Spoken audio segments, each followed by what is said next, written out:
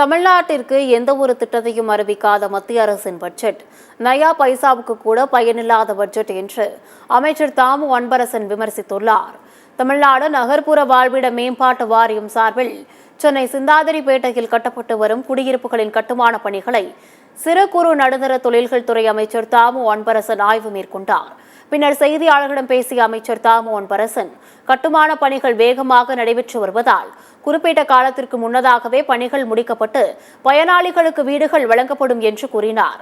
மத்திய பட்ஜெட் குறித்த கேள்விக்கு பதிலளித்த அமைச்சர் தாமு அன்பரசன், தமிழ்நாட்டுக்கு எந்த ஒரு திட்டத்தையும் அறிவிக்காத மத்திய அரசின் பட்ஜெட் நயா பைசாவுக்கு கூட பயனில்லாத பட்ஜெட் என்று விமர்சித்தார்.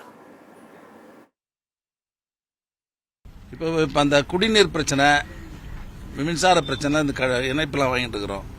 இப்போ அதெல்லாம் விரைவில் வேகப்படுத்திட்டு இருக்கிறோம். ஆய்வு கூட்டம்லாம் போட்டு அந்த பணியெல்லாம் முடிஞ்ச உடனே அந்த பயனாளிகளுக்கு வீடு வழங்கப்படும். அதான் தமிழ்நாட்டுக்கு ஊரில் தாங்க எல்லாமே. அதான் இப்போ தமிழ்நாட்டுக்கு ஒருத்தர் நயா பைசா கூட தரல, அவங்களுக்கு வேண்டிய மாநிலங்களுக்கு மட்டும் பணம் கொடுக்குறாங்க. இதுலேருந்து தெரியல அவங்க லட்சணம்.